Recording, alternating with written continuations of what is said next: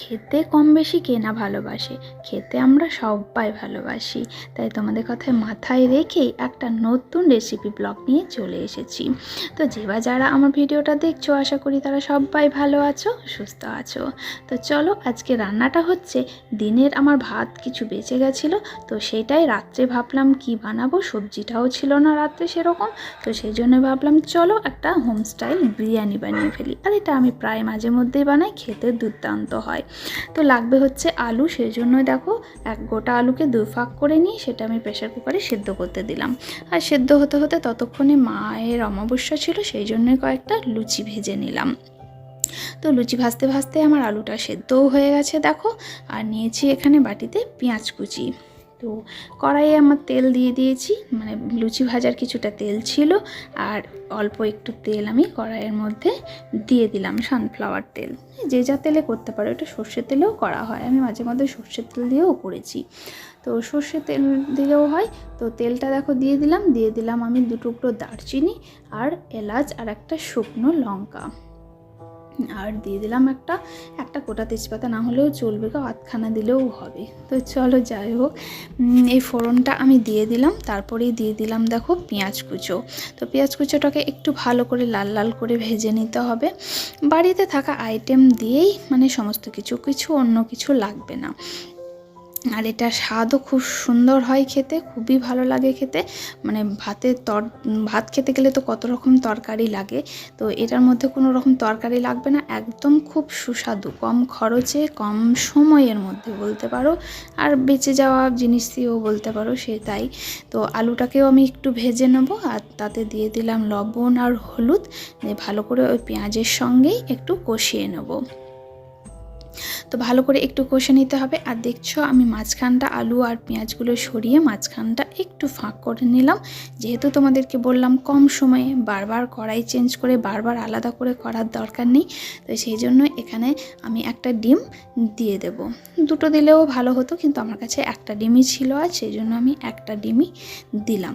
তো সেই ডিমটাকে ভালো করে ভেজে নেব, তার জন্য দেখো আমি একটু ঢাকনা দিয়ে ঢেকে দিলাম, যাতে ডিমটা ভালো করে হয়। যেহেতু মানে ফাঁকা কড়াই ডিম ভাজা একরকম, আর একটু এর মধ্যে ভাজতে গেলে তো একরকম। তো দেখো ডিমটা আমার একদিক ভাজা হয়ে গেছে, তো আরেক দিক এটাকে আমি উল্টে নেব।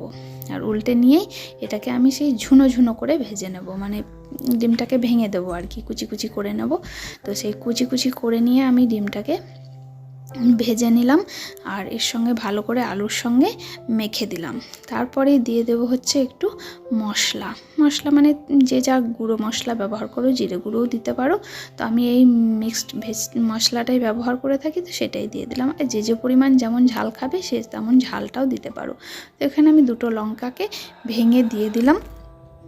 ঝাল ঝাল হলেও খেতে ভালো লাগে, কিন্তু আমাদের ঝাল খাওয়াটা কম, সেই জন্য যেহেতু একটা শুকনো লঙ্কা দিয়েছি, তো কাঁচা লঙ্কা দিয়ে দিলাম। তারপরেই দেখো বেঁচে গেছে যেটা আমার ভাত বললাম, ভাতের মধ্যে কিন্তু জল দিইনি, একদম শুকনো ভাতটাই, সেটাই আমি কড়াইয়ের মধ্যে এখন দিয়ে দিলাম। তো এবার এটাকে নেড়ে চেড়ে ভালো করে আমি মিশিয়ে নেব আলু মশলার সঙ্গে। আর লবণটা একটু বেশিই দেবে, কারণ যেহেতু ভাতে তো আর লবণ নেই, সেই লবণ তো একটু হবে, খেতে স্বাদ অনুযায়ী লবণটা একটু দেবে। তো এই রান্নাটা অবশ্যই তোমরা একবার ট্রাই করে দেখো। ভাত তো প্রত্যেকেই রান্না করি দিনে আমরা, তো সেই দিনের ভাতটা দিয়েই রাত্রেবেলায় একবার অবশ্যই বানিয়ে খেও তোমরা। তো একটু ছিল আমার হচ্ছে এখানে কেওড়া জল, বিরিয়ানি বানিয়ে থাকি, তো কেওড়া জলের গন্ধটা খুব ভালো লাগে, তো সেই জন্য একটু কেওড়া জল দিয়ে দিলাম, আর ওপর থেকে একটু গরম মশলা দিয়ে দিলাম, ব্যাস, এর মধ্যে আর কিচ্ছু যাবে না। তো এই হচ্ছে রান্নার শেষ পর্যায়ে। এখন আমি একটু ঢেকে দিলাম, যাতে গরম মশলার গন্ধটা আর কেওড়া জলের গন্ধটা একটু ভালো করে রান্নার মধ্যে চলে যায়। তো এই হচ্ছে, এরপর আমি খুলে দিলাম ঢাকনাটা কিছুক্ষণ পর। তারপরে দেখো সবকে মিক্স করে নিয়ে এবার আমি থালের মধ্যে সাজিয়ে নিলাম। আর গরম গরমই এটা খেতে ভালো লাগে, তাই গরম গরম আমরা পরিবেশন করে নিলাম আমাদের জন্য। তো চলো, আর এর সঙ্গে যেটা দেব সেটা হচ্ছে স্যালাড। আর এটা একবার মানে এক থালা আমার ছেলেকে দিলে ওকে যদি আবার জিজ্ঞেস করা হয় তো বলে আমি আরও এক থালা খেয়ে নেব, এতটাই টেস্ট হয়। তোমরা হয়তো না খেলে বুঝতে পারবে না বা না গন্ধটাও পাচ্ছ না যেহেতু তোমরা। তো বাড়িতে আমার অনুরোধ রইল তোমরা একবার হলেও ট্রাই করে দেখো এই খাবারটা। তো আমি পেঁয়াজ কুচি আর শসা কুচি দিয়ে স্যালাডটা বানিয়ে নিলাম, তো দিয়েও দিলাম। আর যে লুচিগুলো ভেজেছিলাম মায়ের জন্য তো সেগুলো ছিল, তাই দুটো করে নিয়েও নিলাম। তো চলো এখন আমরা খাই গরম গরম, আর দেখা হচ্ছে তোমাদের সঙ্গে পরের ব্লগে। আর হ্যাঁ, কেমন লাগলো ব্লগটা রান্না করে খেয়ে আমাকে অবশ্যই কমেন্ট করে